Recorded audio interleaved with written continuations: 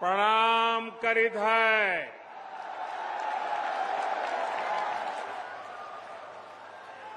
महात्मा बुद्ध जौने धरती पर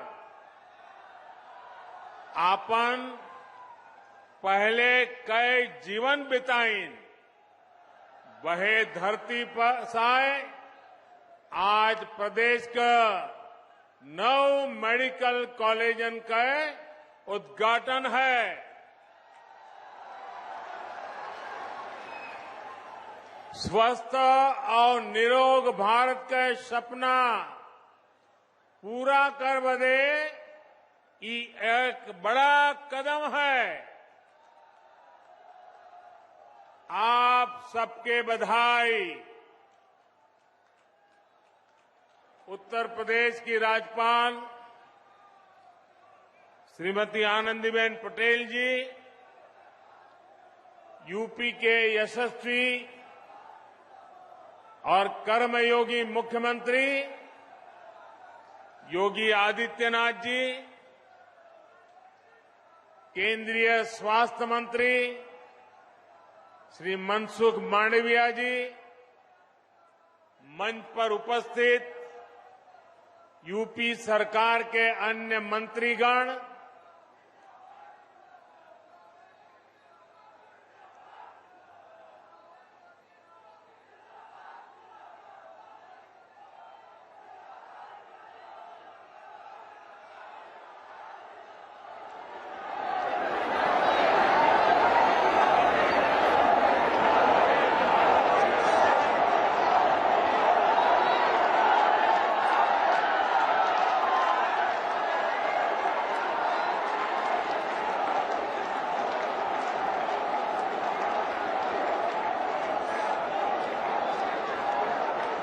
संतोष हो गया? अगर संतोष हो गया तो बैठिए। देखिए, आपको मैंने पूरा अवसर दे दिया।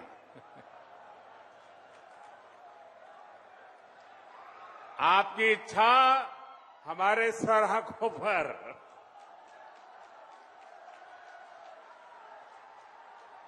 तब आप इजाजत दे तो मैं शुरू करूं। आपकी इजाजत है? आपको नारे वगैरह संतोष हो गया ना? आपके इस प्यार के लिए हम सब आपके बहुत आभारी हैं। लेकिन अब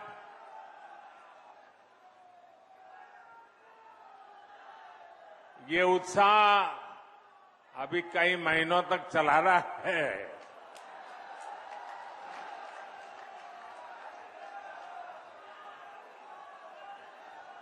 जिन अन्य स्थानों पर नए मेडिकल कॉलेज बने हैं, वहां उपस्थित यूपी सरकार के मंत्रीगण,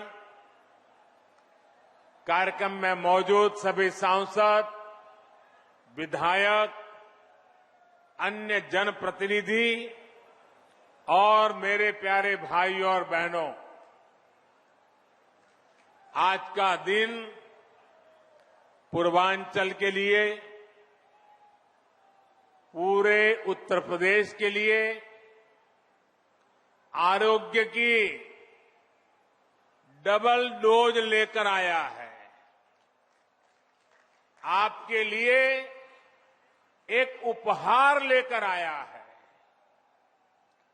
यहां सिद्धार्थनगर में यूपी के 9 मेडिकल कॉलेज का लोकार्पण हो रहा है। इसके बाद पूर्वांचल से ही पूरे देश के लिए बहुत जरूरी ऐसा मेडिकल इंफ्रास्ट्रक्चर की एक बहुत बड़ी योजना शुरू होने जा रही है। और उस बड़े काम के लिए मैं यहां से आपका आशीर्वाद लेने के बाद, इस पवित्र धरती के आशीर्वाद लेने के बाद, आपसे संवाद करने के बाद काशी जाऊंगा और काशी में उस कार्यक्रम को लॉन्च करूंगा।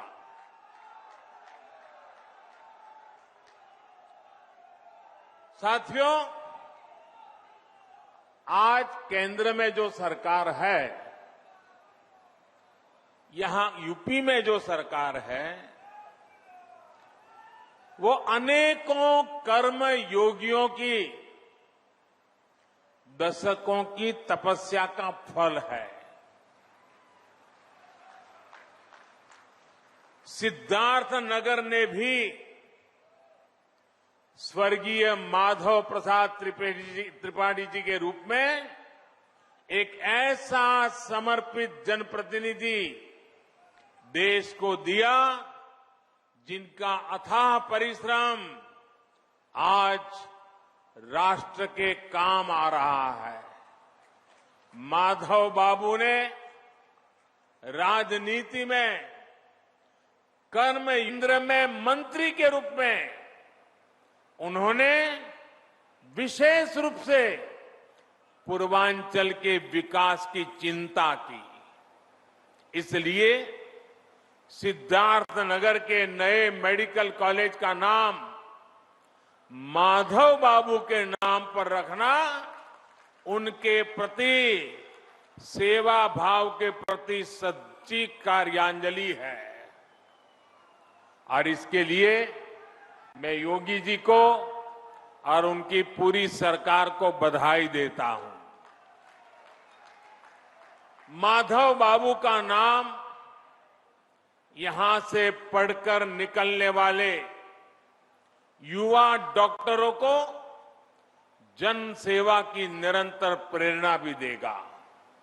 भाइयों और बहनों, यूपी और पूर्वांचल में आस्था, अध्यात्म और सामाजिक जीवन से जुड़ी बहुत विस्तृत विरासत है। इस विरासत को स्वस्थ, सक्षम और समृद्ध उत्तर प्रदेश के भविष्य के साथ भी जोड़ा जा रहा है। आज जिन 9 जिलों में मेडिकल कॉलेज का लोकार्पण किया गया है, उनमें ये दिखता भी है। सिद्धार्थनगर में माधव प्रसाद त्रिपाठी मेडिकल कॉलेज, देवरिया में महर्षि देवरहा बाबा मेडिकल कॉलेज, गाजीपुर में महर्षि विश्वामित्र मेडिकल कॉलेज, मिर्जापुर में मां विंध्यवासिनी मेडिकल कॉलेज, प्रतापगढ़ में doctor Sonelal Patel medical college, एटा में वीरांगना अवंतीबाई लोधी मेडिकल कॉलेज, फतेहपुर में महान योद्धा अमर शहीद जोधा सिंह और ठाकुर दरिया सिंह के नाम पर मेडिकल कॉलेज, जौनपुर में उमानाथ सिंह मेडिकल कॉलेज और हरदोई, ऐसे कितने 9 मेडिकल कॉलेज। ये सभी मेडिकल कॉलेज अब पूर्वांचल के कोटि कोटि जनों की सेवा करने के लिए तैयार है। इन 9 नए मेडिकल कॉलेजों के निर्माण से करीब 2,500 नए बेड तैयार हुए हैं। 5,000 से अधिक डॉक्टर और पैरामेडिकल के लिए रोजगार के नए अवसर बने हैं। इसके साथ ही हर वर्ष सैकड़ों युवाओं के लिए मेडिकल की पढ़ाई का नया रास्ता खुला है। साथियों, जिस पूर्वांचल को पहले की सरकारों ने बीमारियों से जूझने के लिए छोड़ दिया था, वही अब पूर्वी भारत का मेडिकल हब बनेगा। अब देश को बीमारियों से बचाने वाले अनेक डॉक्टर, ये धरती देश को डॉक्टर देने वाली है। जिस पूर्वांचल की छवि पिछली सरकारों ने खराब कर दी थी, जिस पूर्वांचल को दिमागी बुखार से हुई दुखद मौतों की वजह से बदनाम कर दिया गया था,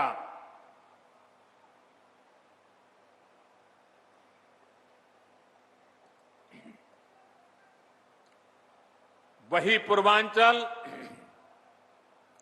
वही उत्तर प्रदेश पूर्वी भारत को सेहत का नया उजाला देने वाला है। साथियों, यूपी के भाई बहन भूल नहीं सकते कि कैसे योगी जी ने संसद में यूपी की बदहाल मेडिकल व्यवस्था की व्यथा सुनाई थी। योगी जी तब मुख्यमंत्री नहीं थे, वे एक सांसद थे और बहुत छोटी आयु के वो सांसद बने थे। और अब आज यूपी के लोग ये भी देख रहे हैं कि जब योगी जी को जनता जनार्दन ने सेवा का मौका दिया तो कैसे उन्होंने दिमागी बुखार को बढ़ने से रोक दिया। इस क्षेत्र के हजारों बच्चों का जीवन बचा लिया। सरकार जब संवेदनशील हो, गरीब का दर्द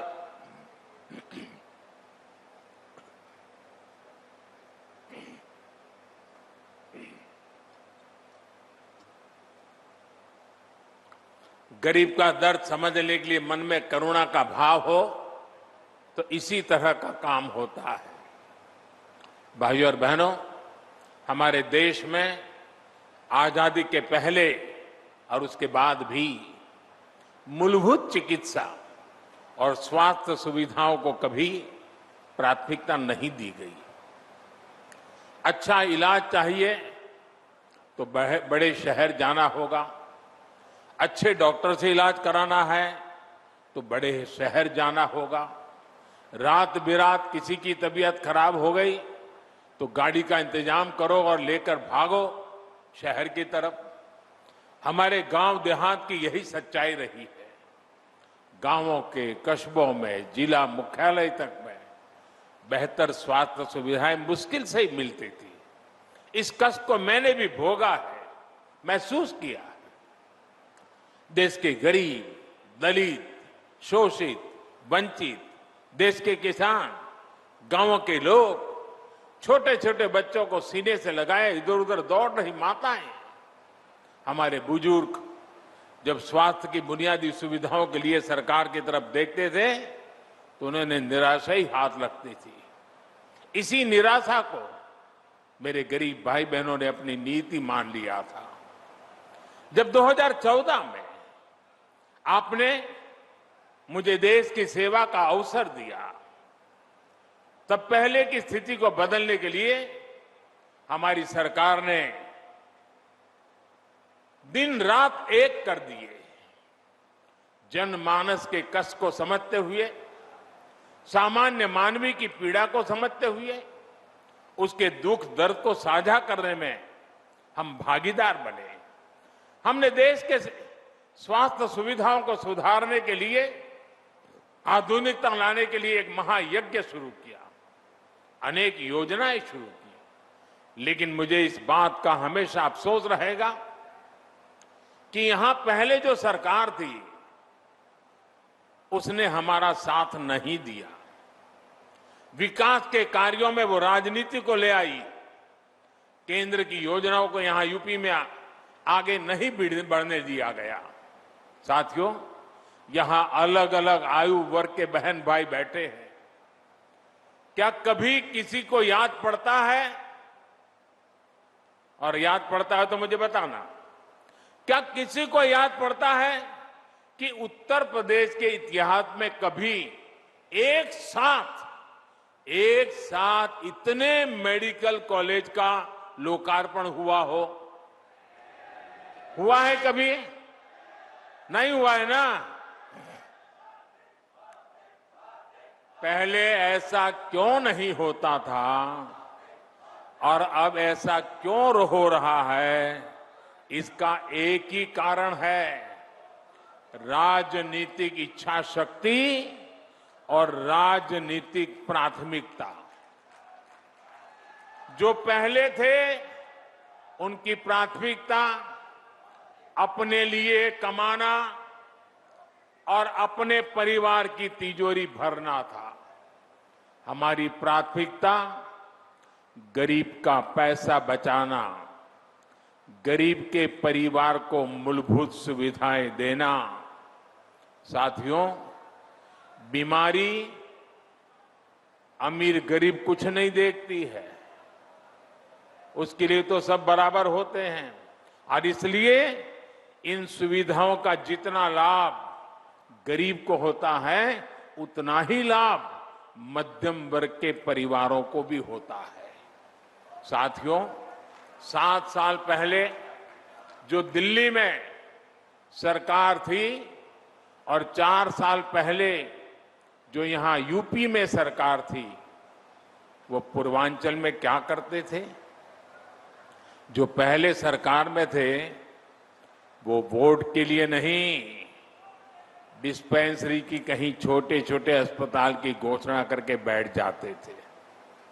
लोग भी उम्मीद लगाए रहते थे, लेकिन सालों साल तक या तो बिल्डिंग ही नहीं बनती थी, बिल्डिंग होती थी तो मशीन नहीं होती थी, दोनों हो गई तो डॉक्टर और दूसरा स्टाफ नहीं होता था। ऊपर से गरीबों के हजारों करोड़ रुपए लूटने वाली भ्रष्टाचार की साइकिल, ये भ्रष्टाचार की साइकिल 24 घंटे अलग से चलती रहती थी। दवाई में भ्रष्टाचार, एम्बुलेंस में भ्रष्टाचार, नियुक्ति में भ्रष्टाचार, ट्रांसफर पोस्टिंग में भ्रष्टाचार। इस पूरे खेल में यूपी में कुछ परिवारवादियों का तो खूब भला हुआ। भ्रष्टाचार की साइकिल तो खूब चली, लेकिन उसमें पूर्वांचल और यूपी का सामान्य परिवार पिसता चला गया। सही ही कहा जाता है, जाके पावन फटी बिवाई, जाके पावन फटी बिवाई, वो क्या जाने पीर पर आई। साथियों, बीते वर्षों में डबल इंजन की सरकार ने हर गरीब तक बेहतर स्वास्थ्य सुविधाएं पहुंचाने के लिए बहुत ईमानदारी से प्रयास किया है, निरंतर काम किया है। हमने देश में नई स्वास्थ्य नीति लागू की ताकि गरीब को सस्ता इलाज मिले और उसे बीमारियों से भी बचाया जा सके। यहां यूपी में भी 90 लाख मरीजों को आयुष्मान भारत के तहत मुफ्त इलाज मिला है। इन गरीबों के आयुष्मान भारत की वजह से करीब करीब 1000 करोड़ रुपए इलाज में खर्च होने से बचे हैं। आज हजारों जन औषधि केंद्रों से बहुत सस्ती दवाएं मिल रही हैं। कैंसर का इलाज, डायलिसिस और हार्ट की सर्जरी तक बहुत सस्ती हुई है। शौचालय जैसी सुविधाओं से अनेक बीमारियों में कमी आई है। यही नहीं, देश भर में बेहतर अस्पताल कैसे बने और उन अस्पतालों में बेहतर डॉक्टर और दूसरे मेडिकल स्टाफ कैसे उपलब्ध हो, इसके लिए बहुत बड़े और लंबे विजन के साथ काम किया जा रहा है। अब अस्पतालों का, मेडिकल कॉलेजों का भूमि पूजन भी होता है और उनका तय समय पर लोकार्पण भी होता है।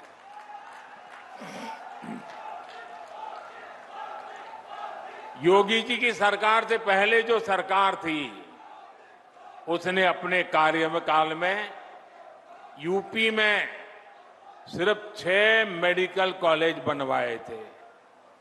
योगी जी के कार्यकाल में 16 मेडिकल शुरू हो चुके हैं और 30 नए मेडिकल कॉलेजों पर तेजी से काम चल रहा है। रायबरेली और गोरखपुर में बन रहे एम्स तो यूपी के लिए एक प्रकार से बोनस है।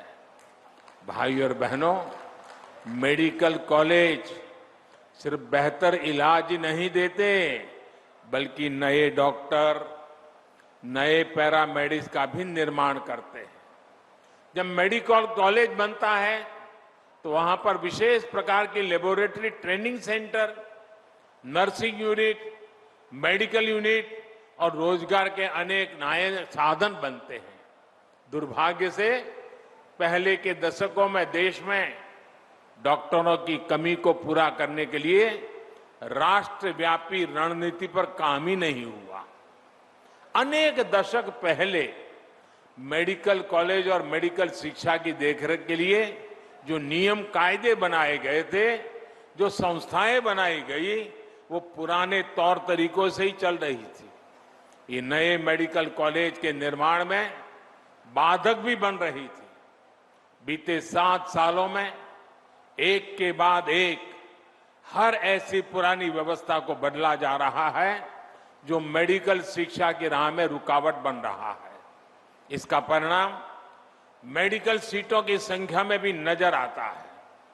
2014 से पहले हमारे देश में मेडिकल की सीटें 90,000 से भी कम थी। बीते 7 वर्षों में देश में मेडिकल की 60,000 नई सीटें जोड़ी गई हैं।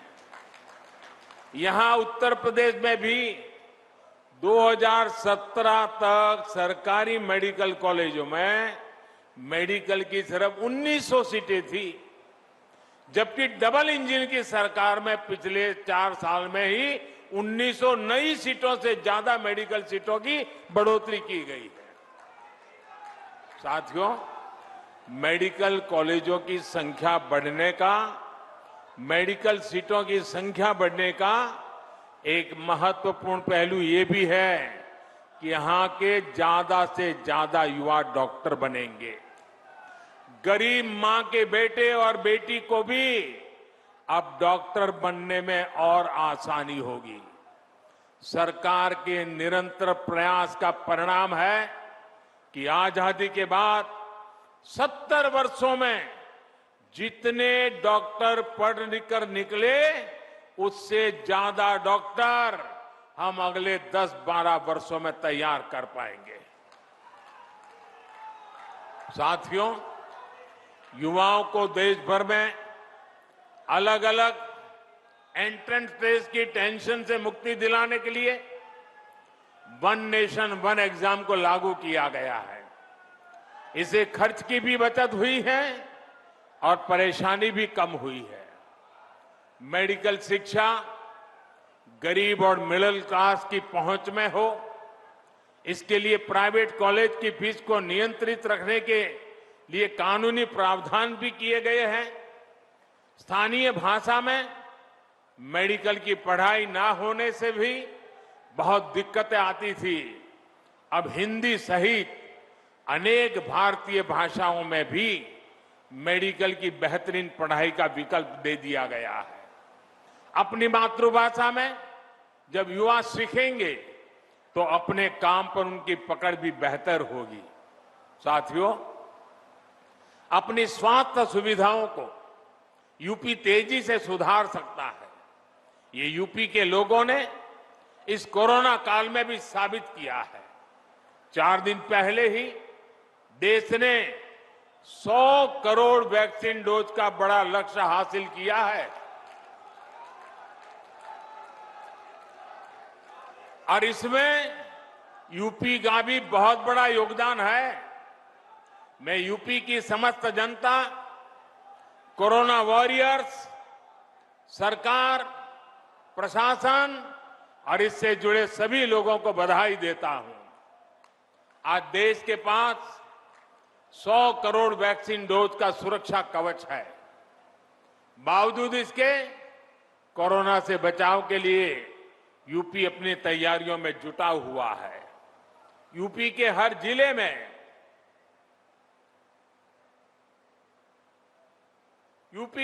जिले में कोरोना से निपटने के लिए बच्चों की केयर यूनिट या तो बन चुकी है या तेजी से बन रही है।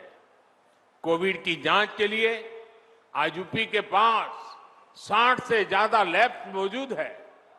500 से ज्यादा नए ऑक्सीजन प्लांट पर भी तेजी से काम चल रहा है। साथियों, यही तो सबका साथ, सबका विकास, सबका विश्वास और सबका प्रयास, यही तो उसका रास्ता है। जब सभी स्वस्थ होंगे, जब सभी को अवसर मिलेंगे, तब जाकर सबका प्रयास देश के काम आएगा।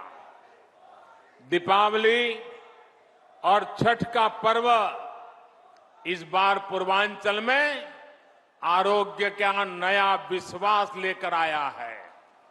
ये विश्वास तेज विकास का आधार बने, इसी कामना के साथ नए मेडिकल कॉलेज के लिए पूरे यूपी को फिर से बहुत बहुत बधाई और धन्यवाद देता हूं। आप भी इतनी बड़ी तादाद में हमें आशीर्वाद देने के लिए आए, इसलिए मैं विशेष रूप से आपका आभार व्यक्त करता हूं। बहुत बहुत धन्यवाद।